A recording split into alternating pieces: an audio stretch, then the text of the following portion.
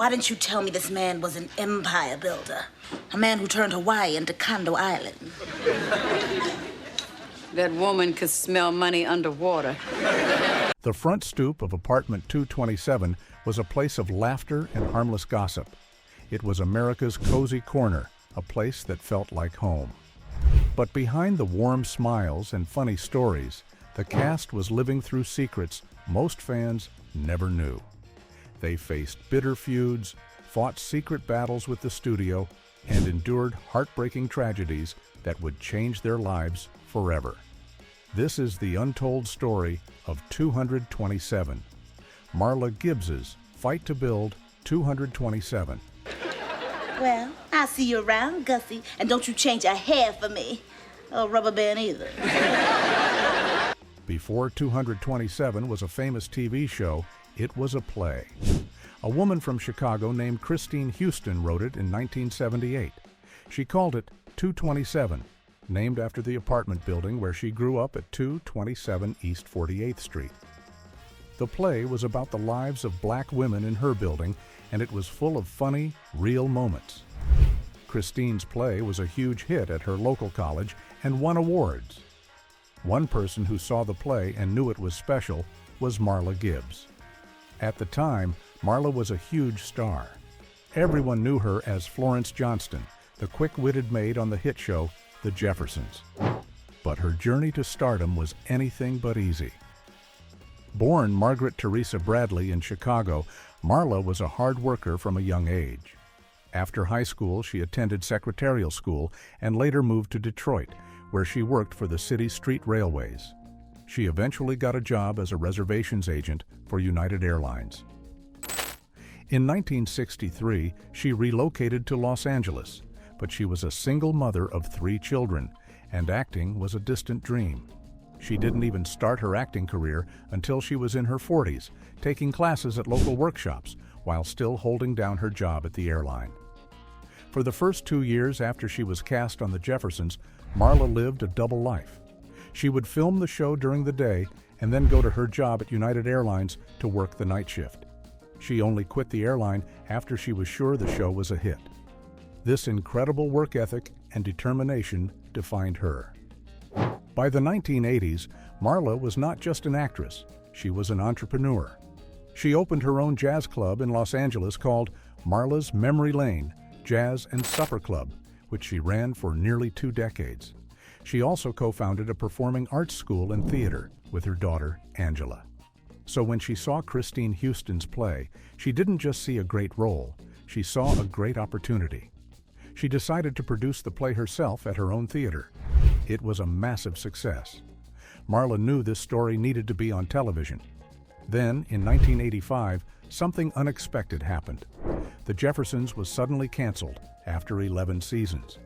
This freed Marla up to make 227 her next big project, and production started a whole year earlier than planned. But getting the air show was a battle. The network executives at NBC had a very different idea for the show. They wanted Marla's character, Mary Jenkins, to be a single mother struggling to raise her family alone. They even wanted to kill off the husband character, Lester, before the show even started. Marla refused. She had just spent years playing a maid, and she was not going to portray another stereotype of a struggling black woman. She fought hard for the show to have a strong, loving family with a husband and a wife at its center.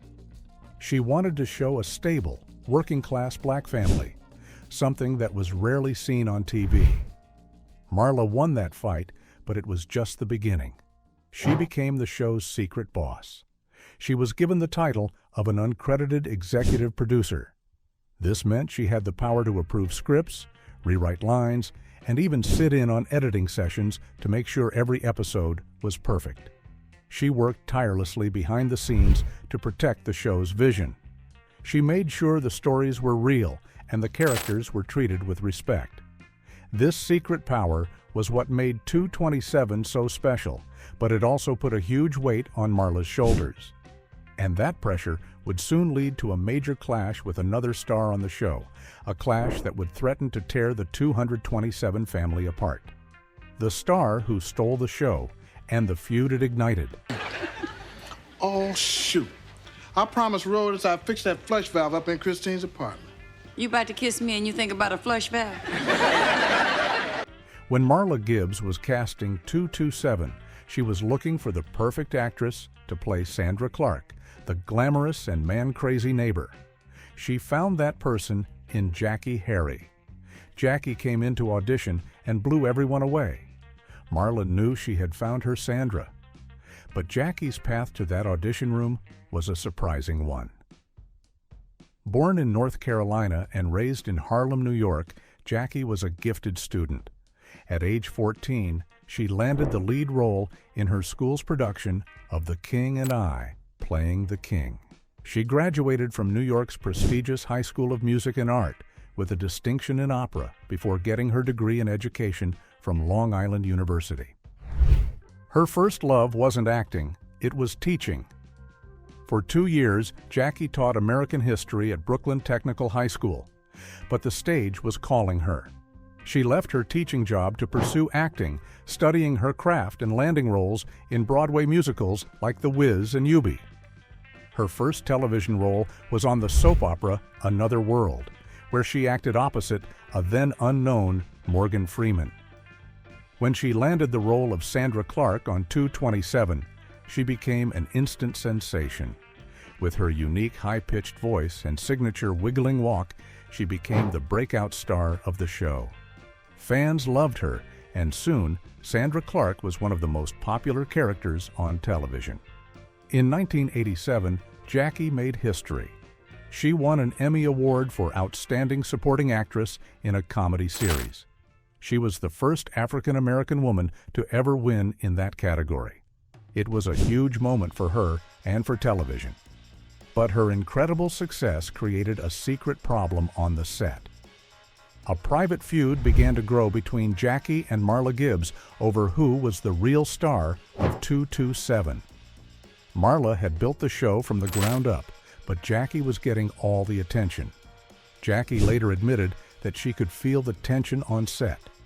In an interview, she said she was young and just focused on being the best she could be and getting her next job. She wasn't thinking about stealing the show, but she was living a glamorous life with a big house and fancy cars, and she knew she was the it girl. The network saw her star power too. They even tried to create a spin-off show just for her, called Jackie. The pilot episode aired, but the series wasn't picked up. Jackie eventually left 227 as a main character, only returning for a few guest spots in the final season. But here is what most fans never figured out. Behind all the fame and the awards, Jackie Harry was deeply unhappy. She secretly hated playing Sandra Clark. Her dream was to be a serious, dramatic actress, not a comedic bombshell. She wanted to be like the great dramatic actresses she admired, like Diahann Carroll and Rosalind Cash. She felt trapped by the role that had made her famous. In a heartbreaking interview with Essence magazine, she revealed, "I used to hate myself." She said she was sad for 5 straight years while playing the character. The laughter and applause from the audience couldn't heal the pain she felt inside. The woman who brought so much joy to millions was living in her own private misery. She and Marla have since made peace and are now good friends who work together often. But for years, the tension on set was real, fueled by a battle over the spotlight and one star's secret struggle with the very role that made her a household name. And she wasn't the only one fighting battles behind the scenes. The battles of Hal Williams. You know, since he's been here, 7 people have been up to see him. And you know something? Not one of them has ever come down. Playing Lester Jenkins, the hard-working and loving husband to Mary, was Hal Williams. Just like Marla Gibbs, Hal was a quiet protector of the show's heart. He fought his own battles with producers to make sure the character of Lester was shown with dignity and respect. Hal later said he was known as a troublemaker on set because he was always standing up for what he believed was right for the characters. He remembered one fight in particular. The writers wanted him to do a scene where Lester comes out in his underwear to talk to Mary and their daughter, Brenda. Hal refused. He told the producers that a man like Lester, a proud man from his generation, would never do something like that in front of his family. He knew it was meant to be a cheap laugh, but he felt it would make the character look foolish and disrespectful. It was a small detail, but for Hal, it was about protecting the cultural truth of the black father he was playing on national television. While Marla fought the big battle to keep the family together, Hal fought the smaller daily battles to keep its dignity intact. This strong sense of purpose came from a long and sometimes difficult career in Hollywood. Before he was an actor, Hal worked as a postal worker and a corrections officer. He moved to Hollywood in 1968 to chase his dream, and he landed one of his most famous early roles as Officer Smitty on the classic sitcom Sanford and Son. But years before 227, Hal faced a shocking incident that most people have never heard about. In 1971, he was cast in a show called The Jimmy Stewart Show, starring one of the biggest movie stars in the world, James Stewart. A story later came out from the show's producer, Hal Cantor, that James Stewart was uncomfortable with a scene where Hal Williams, playing a black police officer, was supposed to lecture his character. According to the story, Stewart threatened to have Hal fired. The details of what really happened are still debated. We now know that Hal was not fired and did appear in the show as a police lieutenant. But the fact that this conflict happened at all shows the kind of racial tensions a black actor had to deal with back then. For a young Hal Williams, it was a hard lesson about power in Hollywood. That early experience likely made him stronger. By the time he became Lester Jenkins on 227, he was not going to let anyone turn his character into a joke. He had fought too hard to get there. The loving family fans saw on screen was the result of two actors, Marla and Hal, who were secretly a team, fighting together for a vision of a family that America needed to see.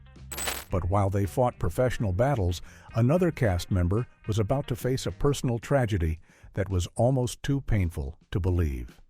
The hidden pain of Elena Reed Hall. Listen, enjoy your visit. Spend all afternoon. There's no rush. They're not visiting, Mary. They live here. Live here? Elena Reed Hall was the warm and steady heart of 227. She played Rosalie Holloway, Mary's best friend and the sensible landlady of the building. Born in Springfield, Ohio, Elena was a performer from a young age. In college at Kent State University, she was active in theater and sang in a popular local band. She began her professional career on the stage, appearing in major productions of Hair and Chicago. In 1976, she landed the role that would make her a beloved figure to millions of children, Olivia Robinson on the iconic show Sesame Street. For Elena, the show 227 was an incredible challenge. At the same time she was filming in Los Angeles, she was also starring on Sesame Street, which filmed all the way across the country in New York City. For years, she flew back and forth, balancing two major television roles at once. The set of 227 was a place of hard work, but for Elena, it also became a place of unexpected love. A very tall actor named Kevin Peter Hall came on the show as a guest star. Kevin was 7 feet 2 inches tall and was famous for playing incredible characters like the monster in the movie Predator and the gentle giant Harry in Harry and the Hendersons. Elena and Kevin fell deeply in love on the set. They got married in real life in December 1988. Their love story was so beautiful that the writers of 227 wrote it into the show, and their characters got married on screen as well. But a secret tragedy was unfolding. A year before they met, Kevin had been in a serious car accident. During surgery, he was given a blood transfusion that was contaminated with HIV. At the time, this was a hidden danger that few people understood. While working on the TV series version of Harry and the Hendersons, Kevin announced he had contracted the virus. Just a few months after 227 aired its final episode, the unthinkable happened. In April 1991, Kevin Peter Hall died from pneumonia related to AIDS. He was only 35 years old. Elena was left a widow, her beautiful love story cut short by a random and devastating twist of fate. She continued to act, appearing in movies and TV shows, but she carried this immense heartbreak with her. Years later, Elena faced her own health battle.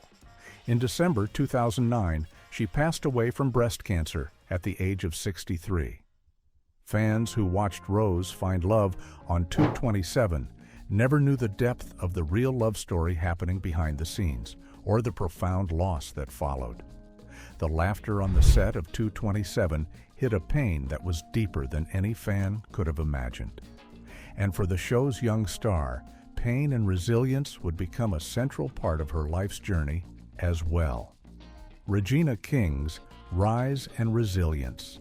She said that in a country as rich as America, nobody should be hungry or cold. Good for her. She also said that if she doesn't get a raise soon, she's gonna be one of those people. When 227 started, it introduced the world to a bright new talent. A 14-year-old girl named Regina King was cast as Brenda Jenkins, Mary and Lester's smart and boy-crazy daughter. It was her very first acting job. Regina grew up in Los Angeles, where her parents divorced when she was 8. She was raised by her mother, Gloria, a special education teacher who made sure her daughters were encouraged to dream big. From the beginning, Gloria made a decision that would shape Regina's entire life. She told the network that if her daughter was going to be on a hit TV show, she would not be attending a special Hollywood school. Regina was going to stay in her public school and live as normal a life as possible. Regina later said this choice was the key to keeping her grounded in the crazy world of Hollywood. On set, Regina found another powerful mother figure in Marla Gibbs. Marla had actually fought for Regina to get the part. She saw the young actress in auditions and thought she looked so much like Hal Williams that she had to be his daughter.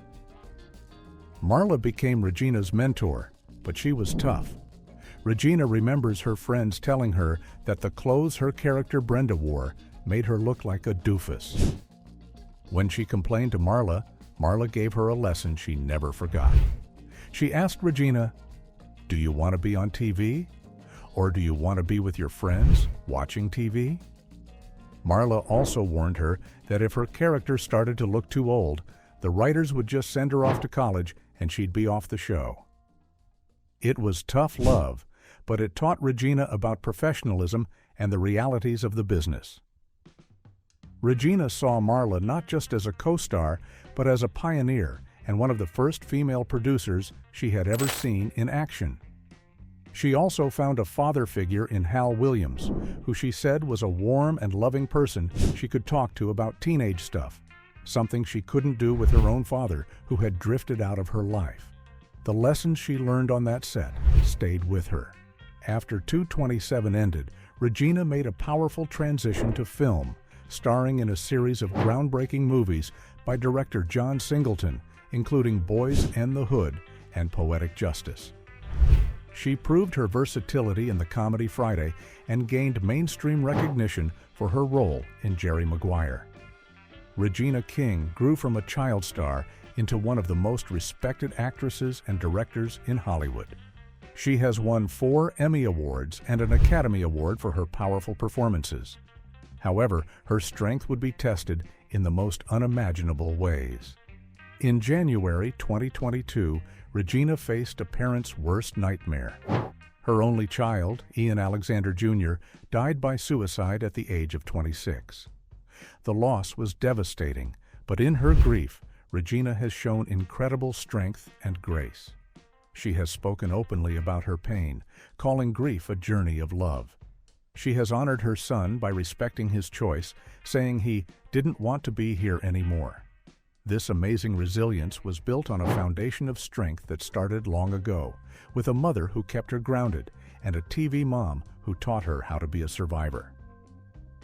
The little girl from 227 became a queen in Hollywood, not just because of her talent, but because of the deep well of strength she found within herself. The stories from the windows and hallways. Rose and I are having a nice chat. Sergeant, what is the problem? Don't you play dumb with me, Rose. I always wondered what happened to the Bowery boys and the dead-end kids. They grew up and moved into Gus's apartment. The world of 227 was filled with memorable characters, and the actors who played them had lives just as fascinating as the stories on the show. Two of them, Helen Martin and Curtis Baldwin, brought so much life to the building from their own unique spots. Helen Martin played Pearl Shea, the nosy but lovable neighbor who was always watching the neighborhood drama from her first-floor window. Fans loved Pearl's sharp wit, but what they never knew was that Helen Martin was a true pioneer.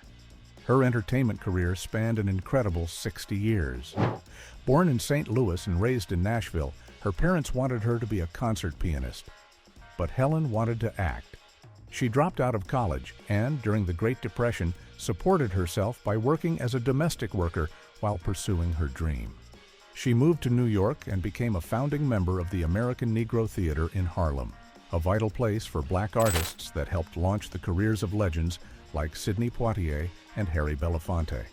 She was on Broadway long before it was common to see black actors in major roles, making her debut in 1937 and later starring in Orson Welles' famous 1941 production of Native Son.